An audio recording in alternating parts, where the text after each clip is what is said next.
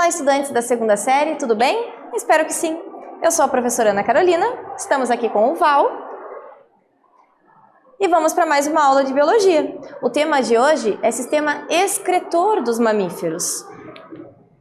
Quais são os objetivos dessa aula, então? Nós vamos conhecer as principais excretas dos vertebrados, associando essas excretas à solubilidade, ao habitat, ao nicho desses animais, além de compreender como funciona esse sistema excretor dos mamíferos com foco na espécie humana, ok?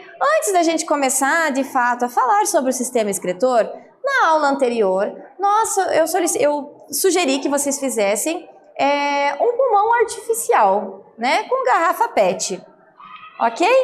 E daí, no final, teve alguns questionamentos do pulmão artificial. Então, ele funciona dessa forma, né? Você puxa a bexiga e as bexigas que estão dentro se enchem. Como assim, né? A professora não assoprou nenhuma vez ali, ok? Então, ali, ó, imaginando que a bexiga é o seu pulmão, explique o que acontece quando você faz o movimento de puxar e soltar a bexiga, né? Este movimento aqui. Então, a pressão faz com que o ar entre pelo canudo e enche as bexigas. Ao soltar, elas esvaziam. Então, representando ali a inspiração e a expiração. No segundo questionamento, eu coloquei lá quais os órgãos representados nesse experimento. Faça um comparativo com o seu corpo. Então, vamos imaginar que aqui, né, essa região aqui, né, que chega até os brônquios ali, seria a traqueia. Aqui, a parte da garrafa seria o tórax, né? Essa bexiga alaranjada aqui seria o diafragma, aquele músculo envolvido na respiração, na ventilação.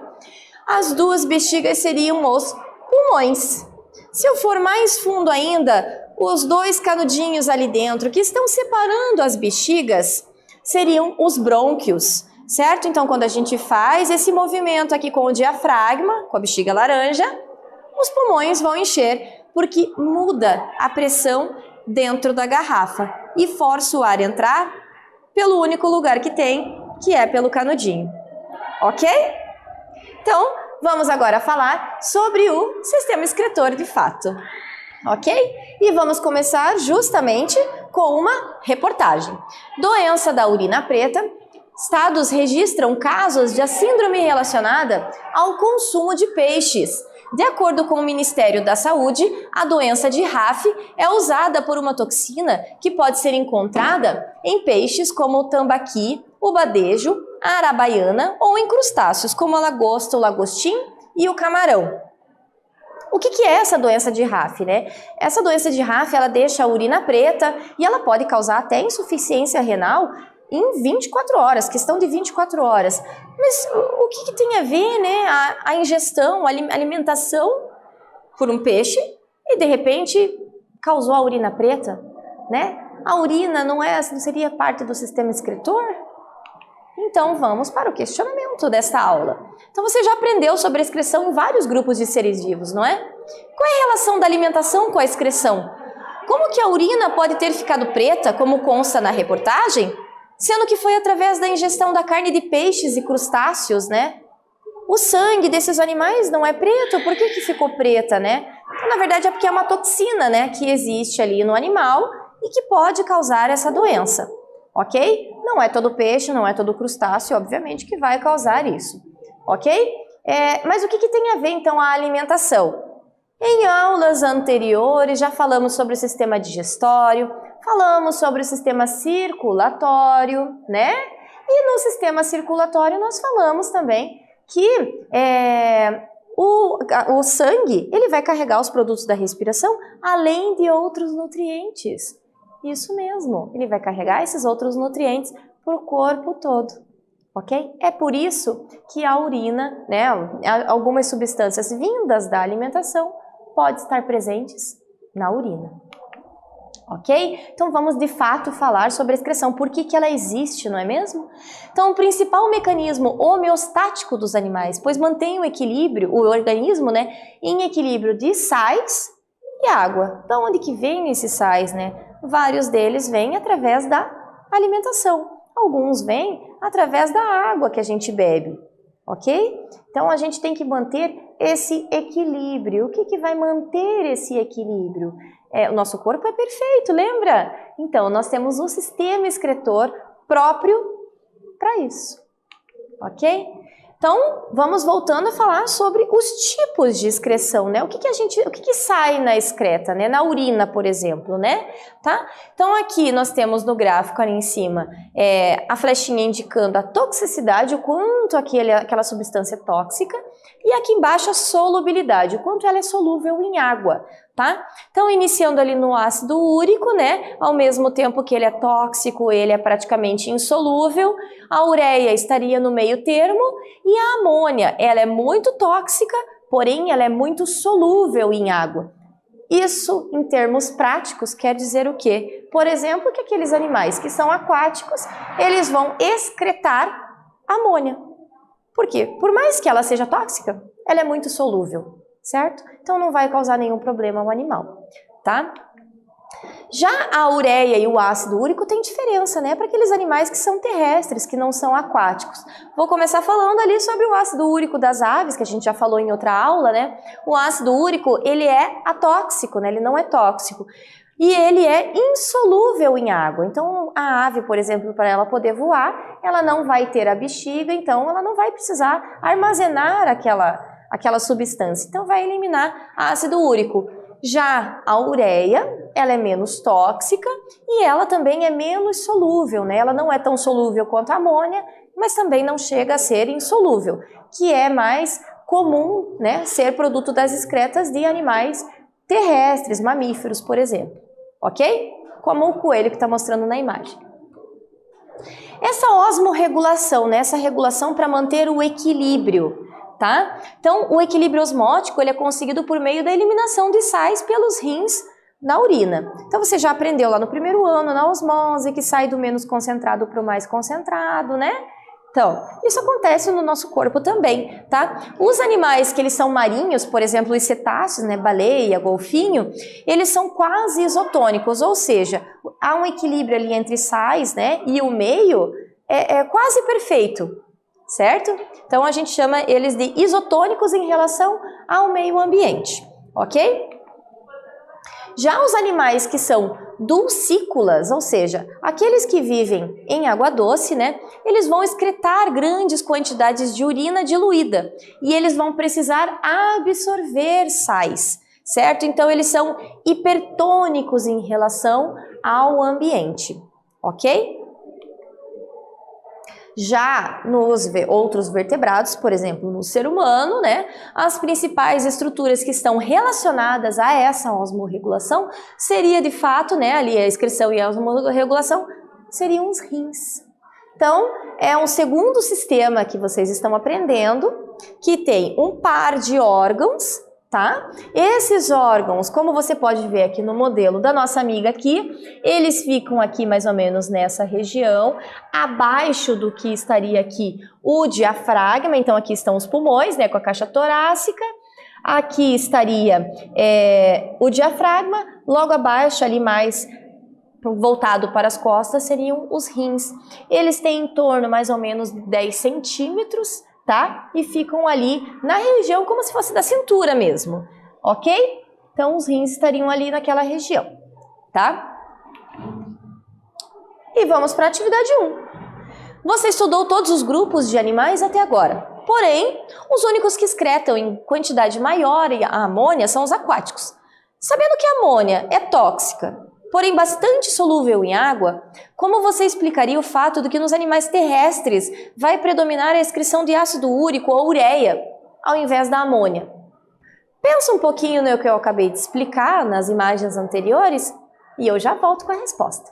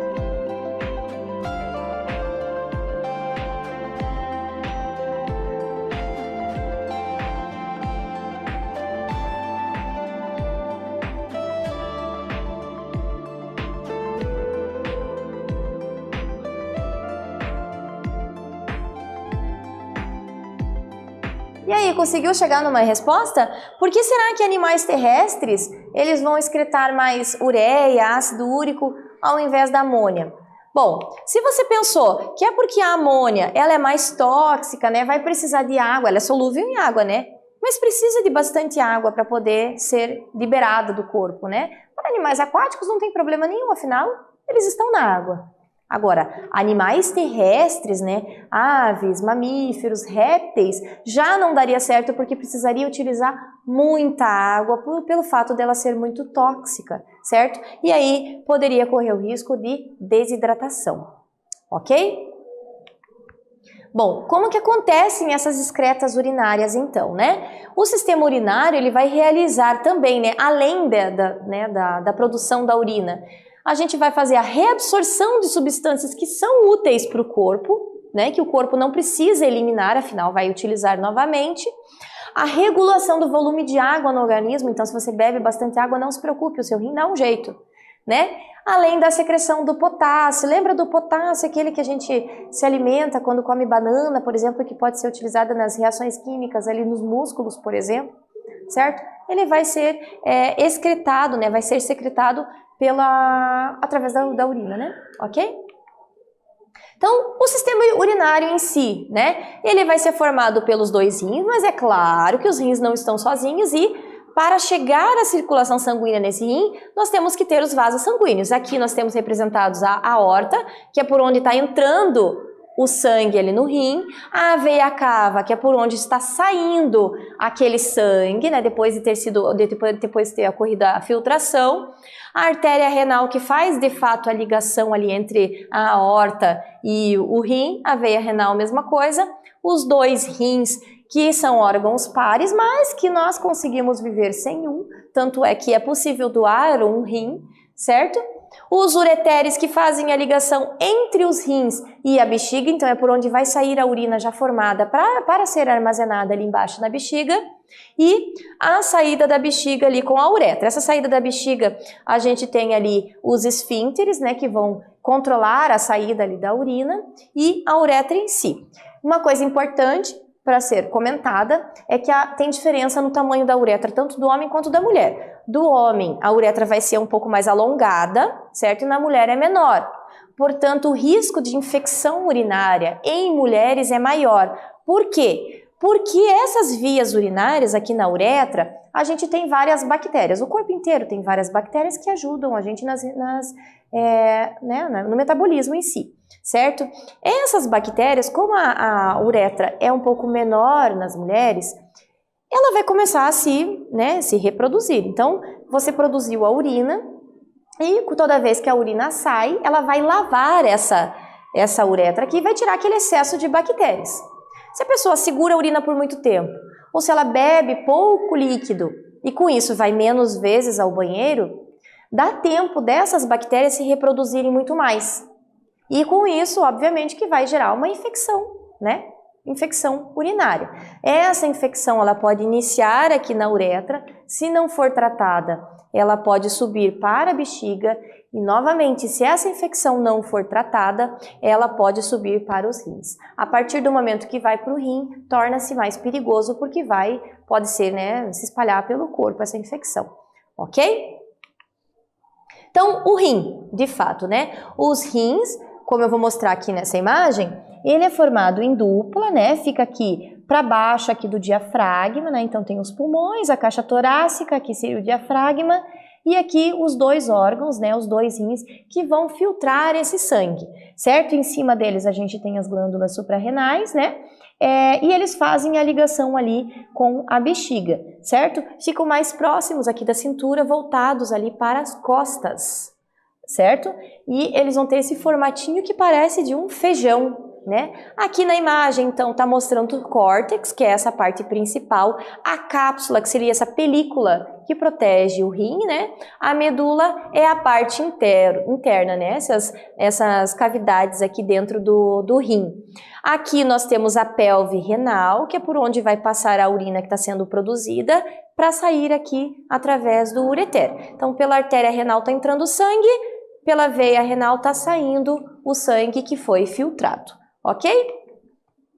Como que acontece, então, de fato, essa filtração do sangue? Então, aqui eu coloquei duas imagens. Uma está de pé, outra está deitada, para esmiuçar melhor como que acontece, certo? Então, nós temos aqui o rim, imagine o rim aqui, são as regiões do néfron. Néfron são aquelas cavidades que tem dentro do rim, tá? Então, vem a arteríola, que é por onde o sangue entrou, vai entrar aqui pela cápsula de Bowman e vai seguir esse caminho nos túbulos aqui que está em bege. Vai descer até a alça de Henle e subir novamente aqui pelo tubo contorcido distal e depois pelo ducto coletor. Durante todo esse caminho aqui entre a cápsula e o tubo contorcido proximal e distal, existem esses capilares sanguíneos. Por quê? Porque é justamente ali que vai acontecer a reabsorção, né, das substâncias que podem ser utilizadas novamente pelo corpo. Quando chega aqui no ducto coletor, já formou a urina. Então, ao lado, nós temos uma imagem aqui explicando mais especificamente, né, o sangue entrou, ele foi filtrado ali na cápsula renal, né, no glomérulo. As substâncias que podem, de fato, ser reutilizadas ali pelo corpo, elas vão ser reabsorvidas, vão voltar para os capilares sanguíneos. O que não for utilizado, por exemplo, a ureia, vai formar a urina. Então, vai ser a terceira etapa, que é a secreção, ok? Essa urina ela vai ser formada por ureia. A ureia vem de proteínas, né? Metabolismo de proteínas, certo? Foi metabolizada pelo fígado, então chega ali depois do fígado e... além de água, né? Então, uma parte da água vai ser utilizada para formar a urina, outra parte da água vai voltar para compor o sangue, ok? Aí, de fato, a formação da urina, né? Eu vou mostrar para você aqui como que é a bexiga, né? Esse meu modelinho aqui é de uma mulher, né? Na mulher, a gente não tem só a bexiga, né? Nós temos outro órgão associado a ela, que é o útero, né? Esse útero aqui é onde o bebezinho ele vai se desenvolver, e conforme ele for se desenvolvendo, né, ele vai fazer uma pressão aqui na bexiga, certo? Então a mulher, por exemplo, que ela está gestante, ela não vai conseguir segurar a urina por muito tempo. Então a bexiga ela tem uma capacidade de armazenar em torno de 800 ml de urina, certo? Então seria, para ela estar cheia, seria em torno de 800 ml de urina, tá? Mas com 200, 300 ml de urina, já dá aquela vontadezinha de ir ao banheiro, ok?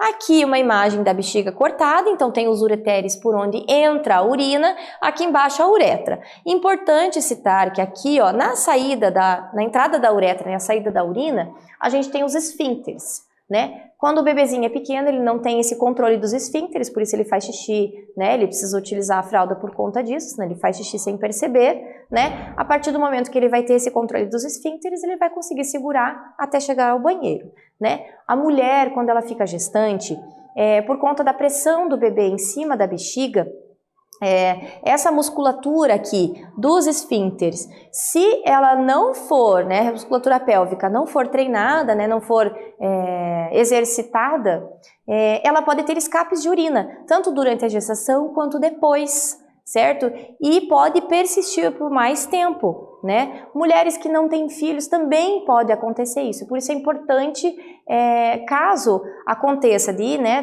perder urina durante uma risada, durante um exercício físico, ou pulou, perdeu urina, não consegue segurar por muito tempo, tem que procurar um médico, porque provavelmente vai ter indicação de fazer exercícios ali da região pélvica. Pode acontecer em homens e mulheres, tá? É mais comum em mulheres que tiveram filho, ok?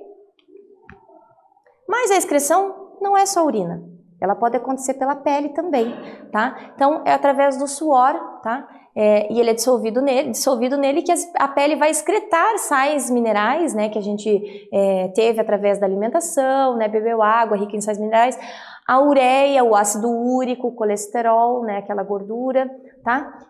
O ácido úrico, lembrando que, né? Nós eliminamos tanto ureia quanto ácido úrico, então é uma mistura, só que predomina mais ureia, obviamente, tá? Então a gente tem as glândulas sudoríparas que vão auxiliar, né, nessa excreção aqui do suor. Então o suor ele vai ajudar a regular a temperatura do corpo e também a controlar, fazer essa osmorregulação, né, controlar a quantidade de sais dissolvidas no corpo, ok? Mas qual que é a diferença entre fezes e excretas? Então, quando a gente falou sobre o sistema digestório, a gente está falando da produção de fezes, né? Mas quando a gente fala da urina, a gente fala de excreta. Por que será, né? Então, fezes, elas vão ser formadas pelos restos de alimentos que não foram digeridos, certo? Então, aqueles restos que não foram digeridos, eles vão formar um bolo que vai ser as fezes. As excretas, eles são produtos já da atividade das células. Então, a célula utilizou aquelas substâncias de alguma forma e aquelas que não são mais utilizadas, elas vão ser excretadas através do suor ou da urina, ok? E vamos para a atividade 2. Se você fizer uma busca na internet, vai encontrar diversos medicamentos com a propaganda de que fazem emagrecer, perder gordura através da urina e das fezes. Pensando no funcionamento dos rins, no papel da excreção, será que é realmente possível eliminar gordura pela urina e com isso emagrecer? Pensa um pouquinho que eu já volto com a resposta.